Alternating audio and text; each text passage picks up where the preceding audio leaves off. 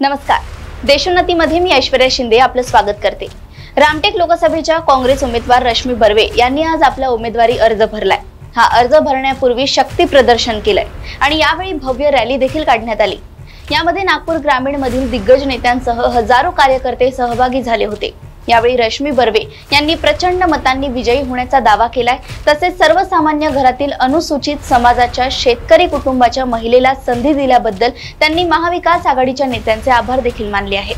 शेतकरी आणि महिलांच्या प्रश्नांवरून मतदारांमध्ये जाण्याची प्रतिक्रिया देखील बर्वे यांनी व्यक्त केली आहे। ताई, आज आपण उमेदवारी अर्ज दाखल केलेला आहे।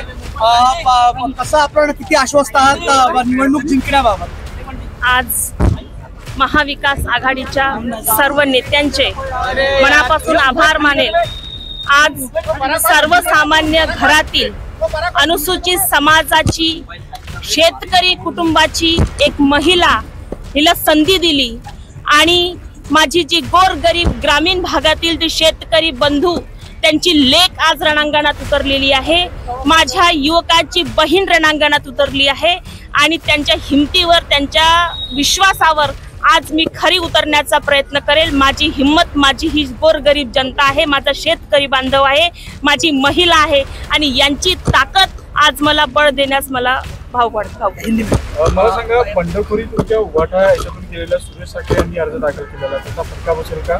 मला याबद्दल कल्पना नाही, पण माझी जनता आज माझ्या पाठीशी आहे। माझ्या गोरगरीब जनतेचा आशीर्वाद माझ्या पाठीशी आहे आणि हा आशीर्वाद जोपर्यंत माझ्या सोबत आहे, दुनियातली कुठलीही ताकद मला हरवू शकत नाही। दाखल केलेली आहे, पुन्हा एकदा आव्हान तुम्हाला मिळालं होतं, त्याच्या संदर्भात तुम्ही याचिका दाखल?